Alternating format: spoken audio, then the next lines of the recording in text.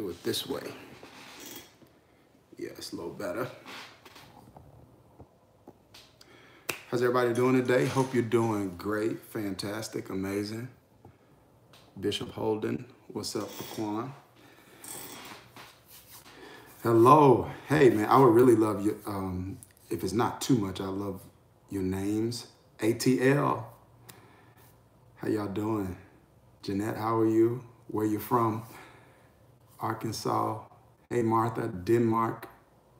What's up, Trayvon? Happy birthday.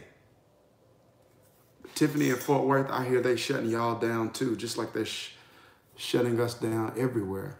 Camille, you're in Lakeland, Florida, I-4 West. John Calvin. John, were you named after John Calvin, the theologian, John Calvin? Were you named after him? Ronte. Trenton, New Jersey. Hey, April, how's Greenville? Thank you for sharing this. Hey, Wendy from Detroit. Melissa, Whiteville, Louisiana. How far is that from Lafayette? Oh, John, not purposefully.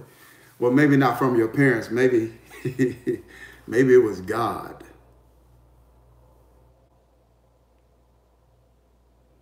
Wow, the first reported case was in the city you live in. God's protection over us all. Hey, Stephanie. Miss Pettiford, Piscataway. Pittsburgh. Wow. Aunt Tanisha Beauclair. Come on.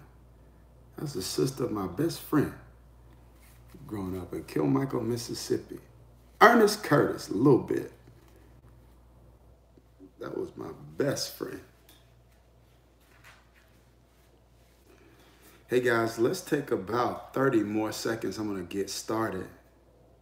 That's right, John, I'm with you. Shanice, how do you get the book? Hey, we got a lot of time on our hands. I'm not trying to sell you anything during this time, but my book is anywhere you can get books. Barnes & Noble, Amazon, they're in stores in Barnes & Nobles. If you don't want to go out. Hey, Wendy. Wendy, where are you? Where in the world are you, Wendy Dean? What part of the world are you in? Yeah, the book, Barnes & Nobles, you name it, iBooks. It's in every format, Audible, ebook. Melissa, Pastor Jacob. I just talked to Pastor Jacob today. We talked twice, actually. Pastor Jacob Aranza. Albany, Georgia. Oh, Michelle, thank you for talking about the book on the podcast. We got something up our sleeve really quick. We got something up our sleeve. I'm so excited. If you don't have the book, I'm telling you to get it. We got something we're going to be announcing soon. If you have the book, I think you're gonna love it. All right, it's 7:03, y'all. I'm late. But wherever you're watching, thank you for joining in today. We're in the midst of something called When Will I Restart Oil Change? We got a fresh message coming Sunday. Hey, Daryl, love you, son. We got a fresh message coming Sunday. You don't want to miss it. Lifechange.org. I'm telling you, it's going to be incredible. So we're in the midst of something called Corona Revival. 7 a.m.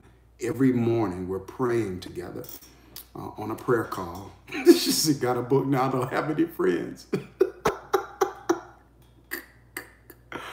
Oh, that's interesting. Y'all something else. And every evening at 7 p.m., we do a teaching. In the morning, we have a prayer target. In the evening, we do a brief teaching. And I'm a little bit behind already. And so our prayer target this morning was hope. And that's what I'm spending a little time talking about today. You know, I really feel like hope is probably one of the most underestimated emotional assets. Hey, Carl, I don't know if I'm still coming up. I think everything's probably going to be pushed back because of this virus. Yeah, so hope is probably one of the most underestimated emotional assets. I think people make light of hope. They underestimate the power of hope. They dismiss hope. I've even heard a quote, hope is not a strategy. I think, Laquan, give them the information for the prayer call. Put that on their form, please. I think there are times where you hit seasons like this where hope is your only strategy. So hope, I want you to catch this. Hope is untamed optimism and expectation. It is untamed optimism and expectation. What does that mean? When something is untamed, it's not domesticated. It cannot be controlled. It refuses to be bullied and bossed around. It is something that will not submit or subject itself to anything. And when I talk about untamed optimism and expectation, it is this. It is the belief that I won't allow anything that's happening on the outside to change what I believe on the inside. Now, if someone doesn't think that is important, I don't know what planet they're living on. I've heard it said this way: your attitude determines your altitude. Your attitude determines your altitude. I'll put it this way. There are some things you only get out of head first. And if you can get your head out of a thing, then your life will ultimately follow. Did you hear what I just said? There are some things we only get out of head first. And if we can get our head out, our life will follow. Hope is one of the few things that life cannot take from you. We can lose possessions. We can lose people. But we are the ones that make a decision regarding whether or not we lose hope. And I'm telling you, I don't care what you lose during this season where we're wrestling with this coronavirus. I want to encourage you, do not lose your hope. Watch this. Hope, I'm going to say it again, is untamed optimism and expectation. Now watch this. Faith believes it. Hope expects it.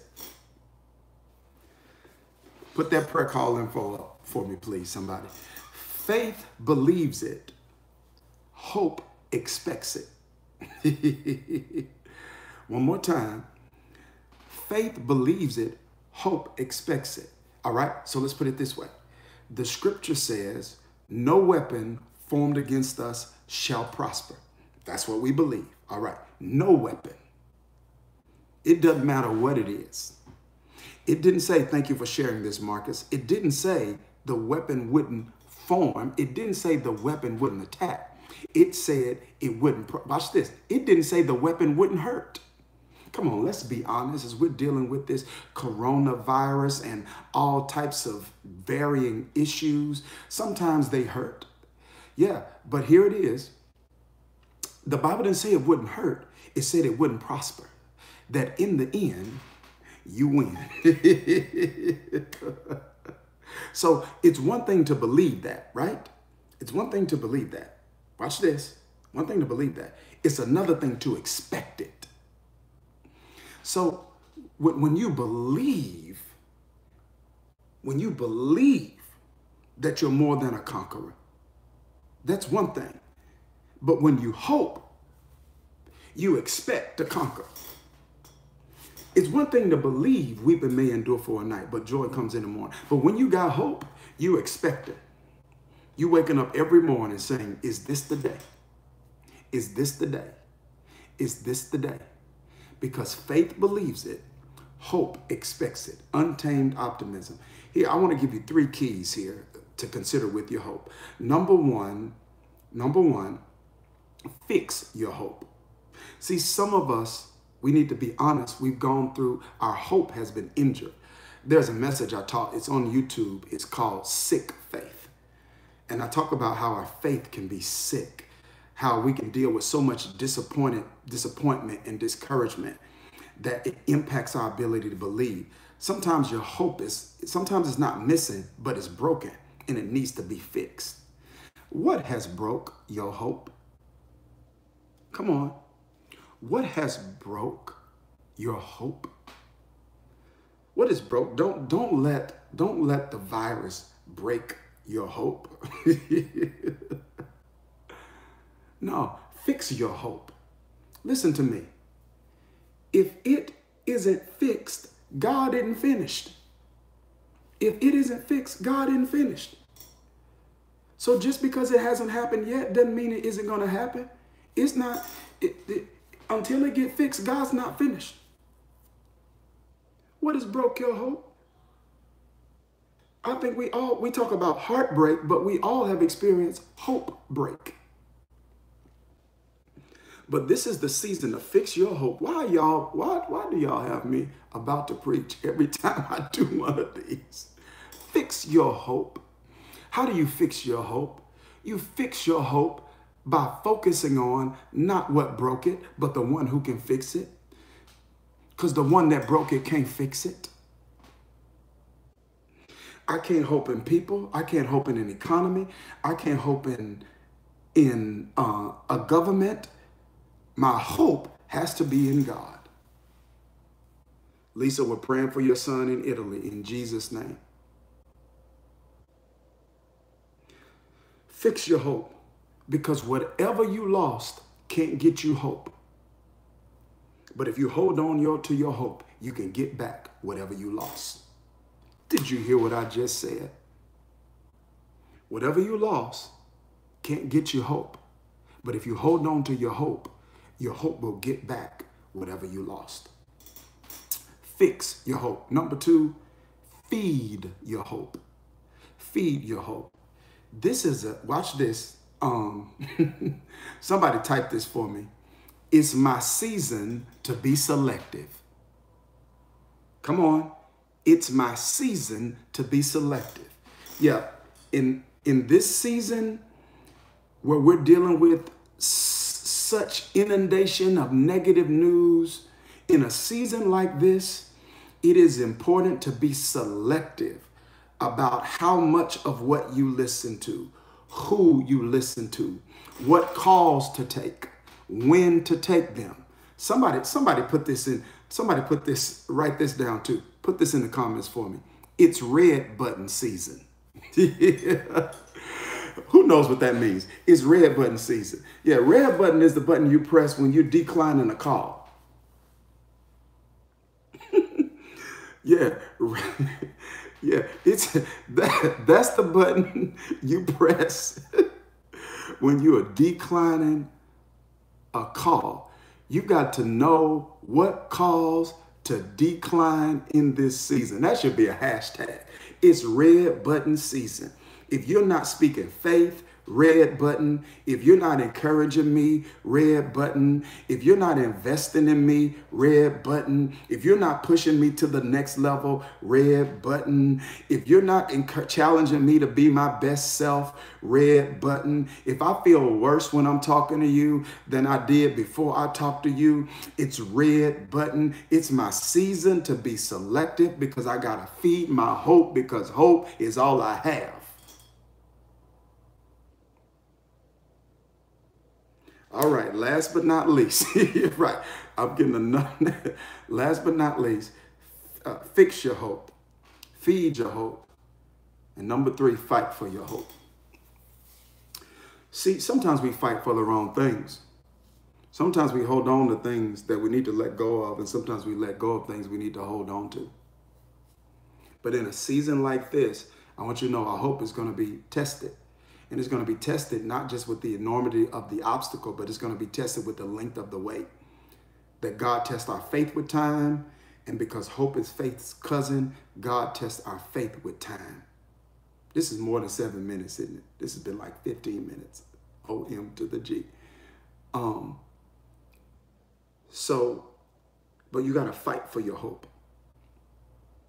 Fight. Do everything you can to hold on to it. Do everything you can to hold on to it. Because this is what I've learned. If we can learn how to hold on to our hope, your hope will eventually hold on to you. Fight for it. When you feel yourself losing hope, fight for it. When you feel like the negative news is getting the best of you, fight for it. Because no one holds hope perfectly. We all have moments where we're more hopeful than others. That doesn't mean you're weak. That means you're human. But you fight for it because your hope is worth fighting for. And if you hold on to it, it will hold on to you. So keep your hope, your expectation. We're going to get through this. God's going to do exactly what he said. And he's going to take everything and work it together for good. So listen, I'm gonna post the Corona Revival graphic. I'm gonna post it back on my Facebook page, okay? I'm gonna post it on my Facebook page. That has the morning call-in information. So I'm gonna post that right as we end this live. So if you wanna call in and pray with us in the morning, I pray every morning at 7 a.m. And I hope this encourages you. All right, everybody, praying for you, praying for us. We're going to get through this. It's going to be all right. Stay tuned. If you're not following me on Instagram, 17 minutes. If you're not following me on Instagram or Facebook, any social media platform, I want to encourage you to do that because we've got some exciting stuff I'm going to be dropping over this while we're quarantined. Listen, while we're quarantined, I feel like my assignment is to feed your faith. Other sources of information are giving you the news about the virus. My job is to feed your faith and keep you strong internally. And so follow me so that you can make sure that you stay. All right. Okay, Penny, got you. So follow me on those social media outlets so you can get the information for the prayer call. Man, I'm telling you, you need this prayer. Shelby, you're right. I think it's amazing. 7 minutes. Right. I stay on time when I'm praying. But with this preaching, y'all start talking back to me and I just get excited. Okay. So, the prayer call isn't on YouTube, Yvonne. You actually call in. It's a conference line. And I do that to keep it generationally diverse. I have a generationally diverse ministry and audience. I grew up that way, so I love every generation, Gen Z, millennials, boomers, X, you name it. Right, so it's 7 a.m. Eastern time. And so we do a prayer call because I have people who call in. That's easier for them, all right? So love you guys. I'm gonna post that graphic for you on Facebook. And so you go to my Facebook page and the call-in information is there. Yep, I'm gonna put the prayer call information on Facebook. Aisha, you want me to put it on IG? I'll do it. I'll put it in my story right in IG. Okay, will do. Put it on IG and Facebook. Got it. All right. That's right, Rashawn. It's the Baptist in us. Y'all take care.